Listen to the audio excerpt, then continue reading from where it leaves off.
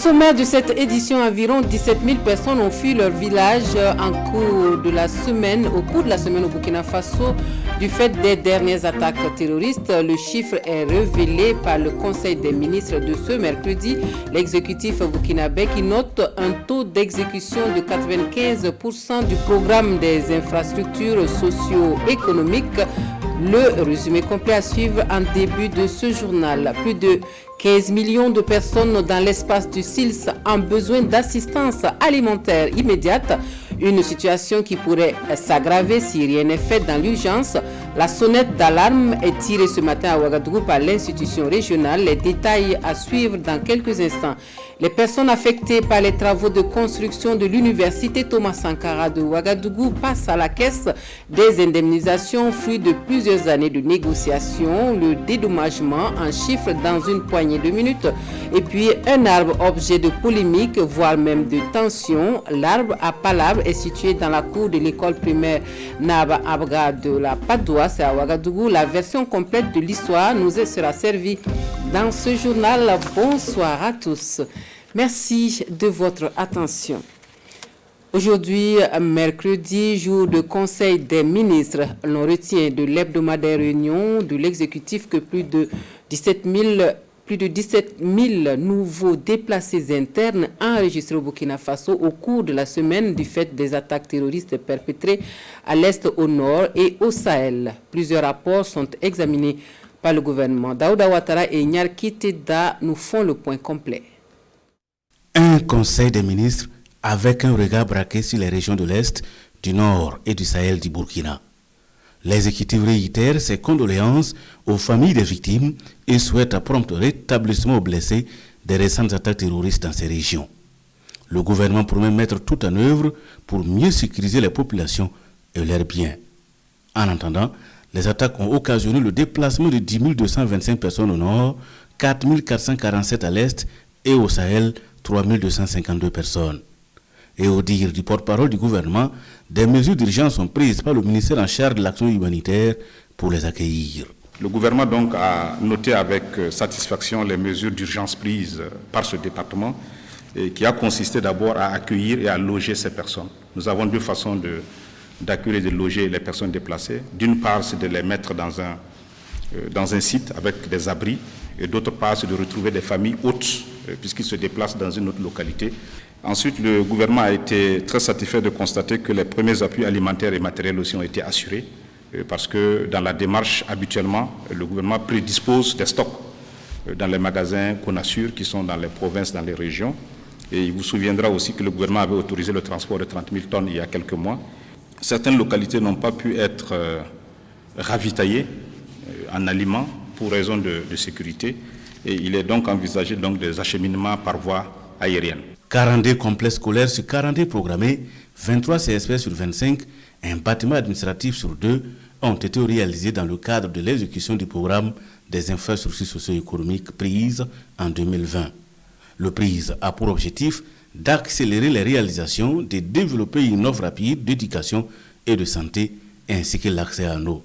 Dans un objectif de développer l'accès à l'eau pour les populations en milieu rural, sur un objectif de 97 forages, 69 ont pu être réalisés et puis une adduction d'eau potable aussi a pu être achevée. Le Conseil a été particulièrement ravi de constater que le programme a pu réaliser 17 radiers et 13 dallos sur les objectifs qui étaient fixés en 2019 pour un programme de 2020. Au total, ce programme a connu un taux d'exécution globale de plus de 95%. Et des dépenses de 11 milliards de francs CFA ont permis de réaliser l'ensemble de ces infrastructures. Et je dois rappeler que c'est sur le budget de l'État. Pour cette année 2021, 26 complexes scolaires, 16 CSPS, 92 forages sont au programme et coûtent 6 milliards de francs CFA au budget de l'État. Dans le domaine de l'assainissement, 48 000 latrines familiales destinées aux régions des Cascades, des Hauts-Bassins, de la boucle du Moun et du Sud-Ouest sont prévues pour un coût de 9 milliards de francs CFA cofinancé par la Banque mondiale et l'État burkinabé. Et nous mettons tout de suite le cap au Sahel où les déplacés internes et populations hautes à Sampelga sont rassurés quant à la présence de l'État burkinabé à leur côté et l'on en veut pour preuve une brigade nationale de gendarmerie flambant neuve dans la commune rurale pour restaurer la sécurité et l'autorité de l'État. Le gouverneur est sur place ce 5 mai pour confirmer cette disponibilité du gouvernement à assurer la paix et la quiétude. C'est une visite que nous résume Ibrahim Kagone et Pini Dienyano. Ces déplacés internes et populations hautes sont à l'écoute du gouverneur de la région du Sahel. Nous sommes dans la commune de Sampaliga, localité située à une cinquantaine de kilomètres de Dori. Des messages de cohésion sociale, de solidarité et de vivre ensemble leur sont prodigués par le gouverneur. Pour leur sécurité, l'État burkinabé n'exclut personne, selon le gouverneur Salfo Kaboré, d'où l'érection de ces postes de gendarmerie dans cette commune, qui d'ailleurs donne satisfaction à la population, qui voit leurs conditions sécuritaires s'améliorer. Le département de Sampelga était démuni de services de sécurité, mais heureusement nous avons eu une nouvelle brigade dans la date du 10 mars, une brigade de gendarmerie, composée en tout cas d'éléments assez importants. Donc, à leur arrivée, en tout cas, nous avons constaté que non, la situation sécuritaire s'est beaucoup améliorée. Et nous avons même reçu en tout cas des personnes déplacées internes qui sont venues d'ailleurs à Sampelga ici. L'infrastructure a été construite par l'État burkinabé avec un apport de la mairie de Sampelga, d'où l'appel du gouverneur de la région de Sahel aux bonnes volontés d'en faire autant. Le fait qu'il ait accordé une certaine importance à l'installation de cette infrastructure, à l'installation de cette sous-unité ici, doit être cité en exemple. Il faut que tout Burkinabé apporte quelque chose à la sécurité collective, à la sécurité de tout le monde. Encourager, rassurer et faire comprendre à la population et aux déplacés internes de la disponibilité et la présence de l'État à leur côté est le but de cette tournée du gouverneur de la région du Sahel dans les différentes communes et provinces abritant un bon nombre de déplacés internes. Et puis cette question, que retenir du pacte de bonne conduite sur les dernières élections au Burkina Faso, la question centrale du débat démocratique du Centre pour la gouvernance démocratique. La réponse devrait mieux guider l'organisation des municipales de 2022. L'exercice d'évaluation réunit plusieurs partis politiques autour de la même table. Les avis des uns et des autres dans ce compte-rendu de Konsoun Koulibaly et Issa Kanana.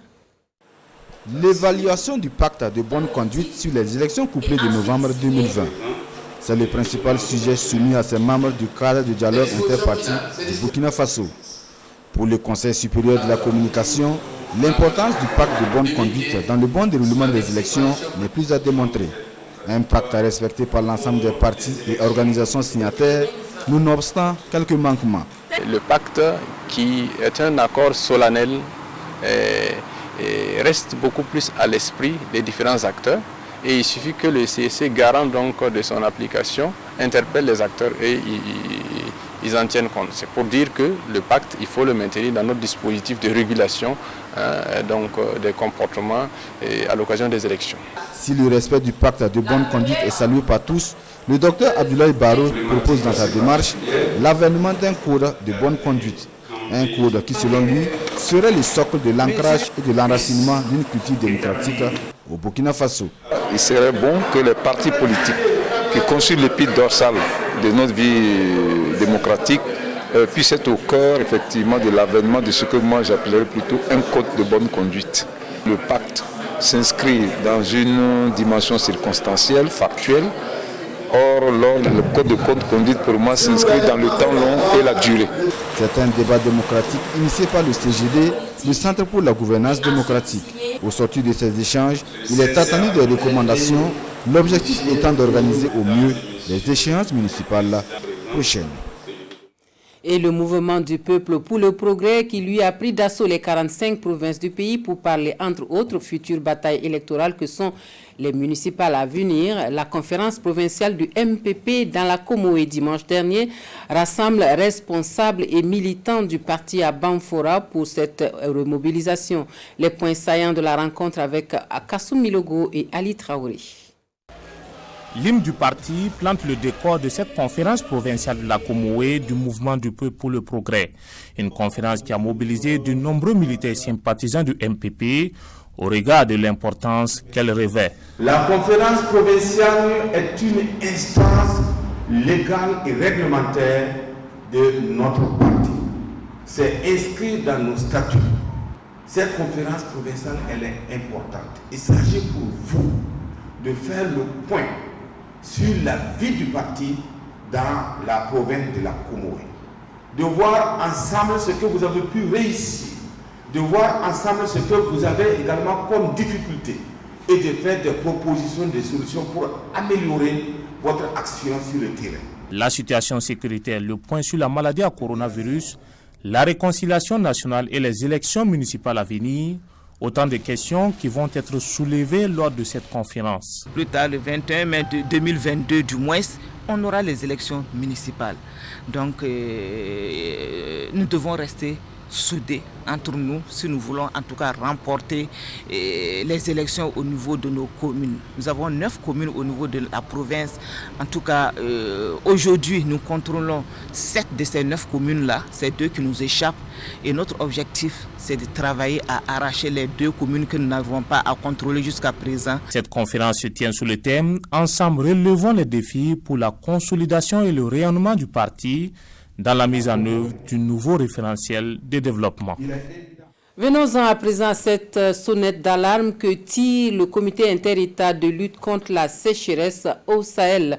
Plus de 15 millions de personnes sont en besoin d'assistance alimentaire immédiate dans l'espace SILS. Des mesures appropriées doivent être prises d'urgence pour éviter le pire. Le point de la situation est fait à la presse ce matin à Ouagadougou. Le compte rendu complet avec Moussa Ouedraogo et Ernest Kambiri. C'est officiel. La situation alimentaire et nutritionnelle est préoccupante dans la sous-région. Et le SILS, le comité inter-État de lutte contre la sécheresse dans le Sahel, tire la sonnette d'alarme. Selon l'institution régionale, 17 millions de personnes sont en besoin d'assistance alimentaire immédiate, dont 9,2 millions de personnes au Nigeria. Cette situation pourrait s'aggraver dans les prochains mois si des mesures appropriées d'assistance alimentaire et nutritionnelle ne sont pas prises à temps. Ces chiffres pourraient en effet atteindre en période de soudure 2021 environ 27,1 millions, dont 12,8 millions de personnes au Nigeria, 2,9 millions au Burkina Faso, 2,3 millions au Niger, 1,8 million au Tchad, 1,8 million en Sierra Leone, 1,3 million au Mali et près d'1 million au Libéria. La crise sécuritaire dans le bassin du lac Tchad et dans le Liptako-Gourma constitue le principal facteur fragilisant les moyens d'existence des populations concernées et occasionne d'importants mouvements avec environ 5,6 millions de personnes déplacées internes dans la région. Et au regard de cette situation, le SILS et ses partenaires recommandent fortement aux décideurs gouvernementaux et aux partenaires techniques et financiers de se mobiliser pour mettre en œuvre des réponses appropriées face à cette crise alimentaire et nutritionnelle majeure qui secoue la région. S'il n'y a pas une implémentation de l'assistance alimentaire immédiate dans toutes les zones que nous avons identifiées, cela effectivement peut s'exploser et on peut avoir beaucoup plus de personnes que ce que nous avons annoncé. Pour le retour de la mousson, il est attendu une saison des pluies 2021 globalement humide avec des dates de début de pluies précoces sur la bande sahélienne pour des dates de fin de saison globalement tardives à normales avec toutefois de longues poches de sécheresse à observer. C'est vrai qu'il y a la répartition qui est importante parce qu'il peut y avoir beaucoup de pluie, mais des pauses pluviométriques à l'intérieur de la saison peuvent perturber les productions. Mais globalement, on s'attend à ce que, avec la situation qui est annoncée, qui est globalement des productions qui soient aussi acceptables. Et face aux récurrents risques d'inondation, de sécheresse, d'attaques phytosanitaires, de maladies hydriques, les experts du SILS et leurs partenaires recommandent une gestion anticipative, mais aussi une adaptation du calendrier culturel et pastoral en fonction de l'évolution du profil de la saison. C'est le couronnement de plus de 6 années de négociations avec le gouvernement. Depuis ce matin, les populations des 12 villages de Gonsin affectés par les travaux de l'université Thomas Sankara ont le sourire aux lèvres et pour cause, elles passent à la caisse pour leur dédommagement de l'espèce sonnante et trébuchante qui varie entre 26 000 et 180 millions de francs CFA. La bonne nouvelle ne laisse personne indifférente, comme nous le confie Urbain Benito Sommet et Moumouni Soubega. C'est le couronnement de plusieurs années de négociations entre le gouvernement et les occupants du site abritant l'université Thomas Sankara. Exploitants du site, acquéreurs et propriétaires terriens comme le chef du village de Kwanda entrent en possession de leur chèque d'indemnisation à partir de ce 5 mai. Tout ce que l'État a fait pour nous, nous sommes contents. Vraiment, je suis fier parce que les plantes, ils ont payé. Et la terre, les champs, ils ont payé. Les bâtiments, ils ont payé. Et tout, même les pommes électroniques, ils ont payé. Tout ce que tu as fait comme infrastructure, ils ont payé. Comme lui, 844 autres personnes issues de 12 villages seront indemnisées. Les négociations avec les habitants de la zone de Gonsin ont duré 6 ans et le président de l'université Thomas Sankara se réjouit de l'aboutissement heureux des événements. C'est un sentiment de fierté et surtout de satisfaction d'avoir respecté les engagements du gouvernement. Parce que je pense que ces populations ont tout donné pour la construction de cette université. Nous avons pu dégager à l'intérieur donc de la superficie de l'université Thomas Sankara près de 364 hectares que nous avons parcellés et nous avons attribué donc ces parcelles-là aux populations affectées. Et ça concerne toutes les catégories. Nous avons tout fait pour que le tissu social puisse être maintenu après donc cette opération donc d'indemnisation. Les montants de l'indemnisation varient entre 26 000 et 180 millions de francs CFA. Ce sont au total 845 personnes qui sont affectées par la construction de l'université Thomas Sankara. Bâtie sur une superficie de 1540 hectares, cette université a été inaugurée le 15 octobre 2020 par le Premier ministre Christophe Dabiré. Et le Made in Burkina qui se conjugue désormais dans le secteur de la pharmacie. Les premiers comprimés de paracétamol et de chloroquine, tout droit sortis de l'unité de production de Oufarma, désormais prêts à l'usage. 1,5 million de comprimés sont remis cet après-midi au gouvernement. Témoin de ce moment, c'est Lassina Ouattara. Bienvenue Taoussa. Des médicaments produits localement remis ici au ministre de la Santé. Du paracétamol et de la chloroquine pour renforcer notamment la lutte contre la maladie à coronavirus. Nous osons croire que cette production va augmenter non seulement en quantité mais en gamme de médicaments qui répondent aux besoins des populations, qui répondent également aux besoins des praticiens au niveau des formations sanitaires. Merci donc à tous ceux qui ont permis à ce que ces médicaments soient produits par l'IRSS. Des médicaments produits par cette unité Ufarma, une unité basée au sein de l'Institut de recherche en sciences de la santé. Avec ces nouvelles machines, elle voit ses capacités renforcées, une situation rendue possible grâce au partenariat entre le ministère de l'Enseignement supérieur, de la recherche scientifique et de l'innovation et celui de l'industrie, du commerce et de l'artisanat. À travers l'IRCP Pharma, l'initiative de renforcement du capital productif des PMI intervenant dans le domaine de la production de médicaments et des équipements donc, de désinfection, le CNRSC donc, a postulé et nous l'avons accompagné pour acquérir donc, ces équipements. Vous avez vu déjà le rythme de fonctionnement et la production qu'on avait. Et donc, au bout du compte, grâce donc à cet appui-là, nous avons également fait sortir de la chloroquine et du paracétamol. Et donc, comme ce n'est pas produit pour être stocké au niveau de la recherche, il faut les remettre à ceux-là qui sont en charge de les utiliser. Environ 470 millions, c'est le coût estimé de la réfection, du renforcement des capacités de cette unité de production et de l'acquisition des consommables. Et le projet Health Policai Plus, qui vient en renfort au ministère de la Santé dans les domaines de la gouvernance sanitaire, de la santé de la mère et de l'enfant et de la planification familiale, mais aussi de la lutte contre le Covid-19. Le projet est financé par l'USAID à hauteur de plus de 3 milliards de francs CFA et sur une durée de 2 ans. Présent au lancement du projet ce matin, Nongba Kouda, Draman Guinée. Pour le projet ILF Policy Plus ou HP+, le Burkina est leader sous-régional de la planification familiale. Aujourd'hui encore, la politique de santé familiale se conforte. Le projet HP+, vient d'être lancé pour maintenir les acquis. C'est un projet qui intervient dans la santé communautaire et la gouvernance sanitaire. En dehors de la gouvernance, il y a des actions de programmes prioritaires que j'ai cités tantôt, la santé de la reproduction, mais également la santé communautaire, mais surtout dans la riposte contre la Covid, où nous avons un plan national de déploiement des vaccins, mais aussi un plan national de riposte, où le HP+ a beaucoup donné des promesses de financement pour que nous puissions avoir un système de santé résilient dans la situation actuelle avec le contexte sécuritaire, mais également avec la pandémie liée à la Covid-19.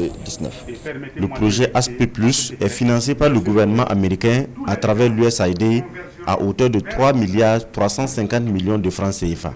Notre pays a une politique innovatrice en matière de santé communautaire et ce projet va permettre une meilleure coordination des interventions et un renforcement de ce qui se fait déjà sur le terrain. HP+, ainsi lancé, court jusqu'en 2022.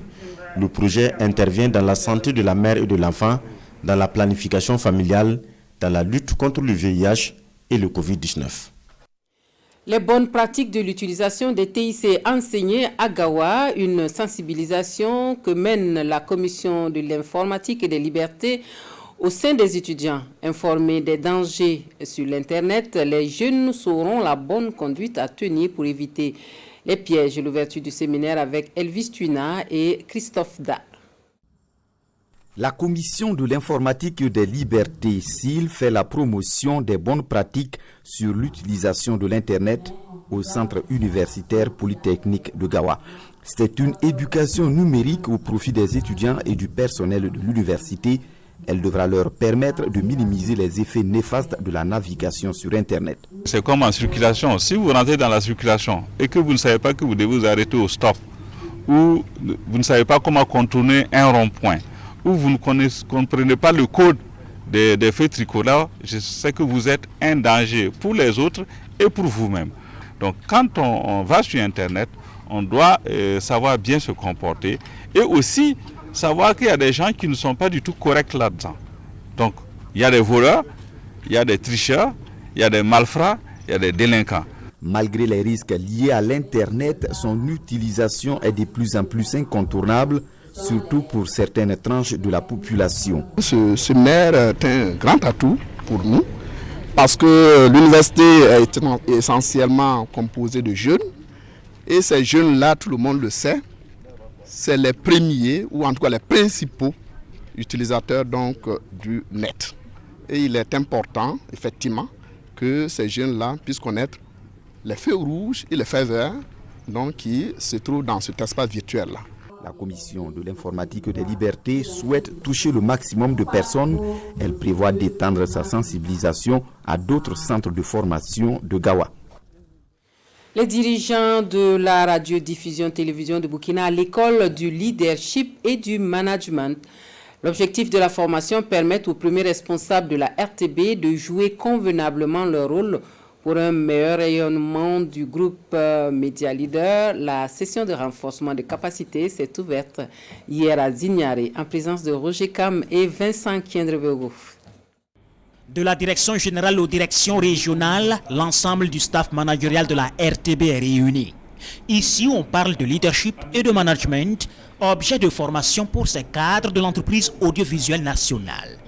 À travers cette formation, la direction générale de la RTB veut impulser une nouvelle dynamique au sein de l'entreprise. Ce sont donc des personnes, des agents de la RTB qui, du fait de leur position, gèrent des hommes.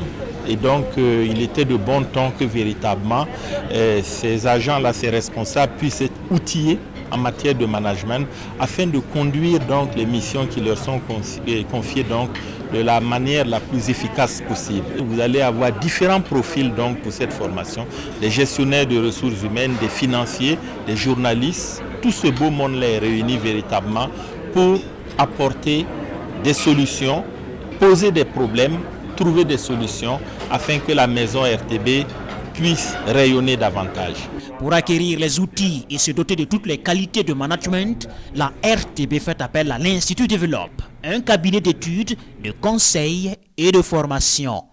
nous allons partager les meilleures pratiques en management pour une organisation comme la RTB, une société d'État qui aujourd'hui, avec la nouvelle configuration donc de l'espace, de leur espace, l'émergence donc de d'autres organes, eh bien la nécessité donc d'adopter de nouvelles approches, de nouvelles pratiques pour non seulement survivre et être pertinent devient impératif. La RTB, leader dans le paysage médiatique national burkinabé, est dans une situation de transition au regard de son évolution vers le statut de société d'État. La formation devrait alors permettre à ce média de mieux faire équipe et d'exploiter toutes les ressources à sa disposition pour préserver son statut dans ce paysage de plus en plus concurrentiel. Parlons à présent de cet arbre à palabres au sens propre du terme. À l'école primaire Naba Abga de la Padoua à Ouagadougou, un arbre fait objet de polémiques, voire même de tensions, au sujet de son abattage. Situé sur le tracé du mur de clôture en construction, les riverains s'opposent à l'abattage de l'unique arbre. Malgré l'avis favorable du maire de l'arrondissement, les agents de l'environnement alertés rejettent à leur tour la destruction de l'arbre. Et voici la situation en quête de solution. Le récit complet dans ce reportage de Vincent Kendrevego. C'est un chantier de construction d'un mur de clôture d'une école primaire publique dans la capitale burkinabé. Mais dans sa progression, le béton se heurte à un arbre, l'arbre à palabres. Le maire de l'arrondissement 12 donne son quitus pour son abattage. Nous avons échangé avec le corps enseignant, nous avons échangé également avec l'APE et nous avons également échangé avec quelques élèves pour que, au finish, nous puissions faire un autre reboisement à l'intérieur de la cour de l'école. Mais les riverains, témoins du danger qui guette le nimier, se mobilisent et s'opposent à sa disparition. On sait que l'arbre, c'est la vie. Et particulièrement à l'école Naba Abga, c'est l'unique où l'ombre est quand même consistant pour permettre aux élèves de pouvoir s'asseoir et apprendre. Et maintenant, si vous chantez à chaque fois qu'il faut planter des arbres, et c'est vous abattez ces mêmes arbres, qu'est-ce que vous donnez comme leçon aux enfants? Alertés, des agents des eaux et forêts descendent sur les lieux. Après constat, les hommes en tenue prennent parti pour la survie de l'arbre pour des raisons environnementales. Et dans un contexte de changement climatique, je pense qu'on ne doit pas se permettre en tout cas d'abattre les quelques arbres même qui sont dans nos établissements. Ce qu'il y a, on peut en tout cas préserver l'arbre en le contournant. Et puis bon, il y a des bonnes volontés même qui sont proposées de supporter les coûts du contournement du mur. En tout cas, nous, on n'est pas pour l'abattage de l'arbre. Puis c'est bon, s'il n'y avait pas de solution, ça, il n'y a pas de problème. L'arbre, entre la vie et la mort, est en réalité au centre de tous les intérêts. Il abrite le PM, le petit marché de l'école. Il est en face d'un garage qui ne bouge pas son ombre. Et c'est encore l'endroit le plus reposant pour les clients de ce maquis juxtaposé. Ce qui fait que nous avons initié d'abattre l'arbre, c'est que l'arbre n'est même pas utilisé par les élèves. L'arbre est utilisé par les buveurs de bière de ce maquis-là et également par les mécaniciens qui sont au niveau du garage. Et donc nous avons mesuré toutes les conséquences et moi je dirais que chacun fera face à ses responsabilités de ce qui va suivre après cette décision. Les uns campés derrière le béton et les autres derrière le bois, les deux parties se quittent dos à dos, laissant là l'arbre en question à faune. Ces jours sont-ils comptés ou a-t-il encore de beaux jours devant lui? Dieu seul sait. Et puis à Dédougou, c'est plutôt une mention spéciale au conseil municipal qui vient de mettre à l'abri un puits sacré de la ville. Le patrimoine culturel sécurisé témoigne de la volonté du maire de valoriser les sites culturels pour les jeunes générations. La ministre de la Culture, des Arts et du Tourisme applaudit l'action. À l'inauguration de l'infrastructure, Naba Dabiré, Edouard Ouedraogo, Dramanso. Nous ne sommes pas à un festival de masques, mais plutôt à l'inauguration officielle du site touristique Koué. un puits sacré au cœur de Dédougou, du nom de l'ancêtre des Boaba, que nous n'avons pas été autorisés à filmer. En voulant puiser de l'eau dans le puits, c'est un masque qui est sorti. Ça, c'est la légende. Et donc, le masque est sorti et ce n'est plus seulement un point d'eau, mais c'est devenu la source même de notre spiritualité. Vous savez que le Do chez nous, c'est notre religion. Et les enfants du Do, c'est les masques. Donc si un masque sort d'un puits, ça veut dire que ce puits-là est sacré. L'histoire raconte que Dayo Koué et Sama Nini, deux chasseurs du Mandé et du Ghana, se sont installés au bord de ce puits vers le XVIe siècle. Par cet aménagement, le conseil municipal de Dédougou entend valoriser les sites coutumiers et religieux. Nous avons constaté que justement le site culturel était plus ou moins oublié. C'était comme si quelque part dans notre âme, on ne vivait plus. Et je voudrais remercier en tout cas le maire qui a pris l'initiative de clôturer ce site-là pour la population et pour en tout cas participer aussi à sa manière à la valorisation de notre patrimoine culturel. Et je voudrais exhorter tous ceux qui nous regardent à prendre aussi le devant des choses parce que la chose patrimoniale est une chose à tous. Profitant du séjour du ministre de la Culture dans la cité de Bangui, le conseil municipal a plaidé pour la construction d'un musée communal. Et puis dans le Naouri, la culture Kassena gagne un nouveau cadre de promotion et de valorisation. Le festival Tchébélé Gigana ou l'expression des arts, ce sont des prestations d'artistes, musiciens, danse traditionnelle et formation artistique. L'apothéose de ce premier rendez-vous, c'était samedi dernier, le reportage du CIE, Lassina Ouattara et Amadou Marcelto.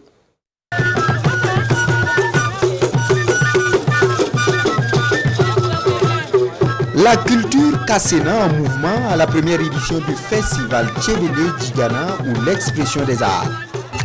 Des arts de la scène à l'art culinaire en passant par la formation artistique, c'est une diversité culturelle propre au Kassena qui est mise en exergue pendant 3 jours. Comme on dit, l'homme est un animal culturel et que la culture est l'essence de notre vie et que d'une façon ou d'une autre, il faut que nous retournons à la source pour trouver la solution à nos problèmes actuels. Mais à travers ce festival, nous avons surtout voulu repartir à l'initiation, à la formation, à la transmission de nos valeurs patrimoniales et à la résurrection de l'héritage ancestral que nos aïeux nous ont légué et qui était comme la lumière qui éclairait leur chemin tout au long de leur histoire. 3 jours de festivités, d'exposition des produits et même locaux et surtout la foire, facteur de rencontres et de retrouvailles. La dernière fois que je suis passé à Tchébélé, c'était en 1994. Je suis d'abord très accroché à la culture du Faso de façon générale. Et quand j'ai connu des gens comme Bila Kakora, j'ai connu un peu loin Abraham Abassagé, que j'ai vu à la télé quand il a annoncé cette chose. Je me suis dit, il n'y a rien à faire, la culture Katsena, il faut venir la vivre. J'ai appris qu'il y avait un festival à Tchébélé, alors j'ai profité de l'occasion pour venir sensibiliser mes esclaves Katsena ici. Après quelques séances de sensibilisation, mais je vois que ça va. Voilà, ça va. Ils prennent le train du modernisme, ces gens-là. C'est une chose qui nous rappelle et qui rappelle aussi les jeunes ce que c'est que le Katsena, le pays Kassongo. Quand on dit Kassongo là, voilà, tout ça là, ça nous rappelle tout ça. Et ce qui est là comme culture aussi, ça permet à nos jeunes et aussi à nos frères qui sont à Ouaga, généralement, qui oublient le village, de se rappeler ce que c'est que le pays Gurunga. Le festival Tchébélé Gigana, c'est par ailleurs la promotion des sports comme le football et les sports traditionnels comme le tir à l'arc et la lutte traditionnelle qui a retenu toutes les attentions.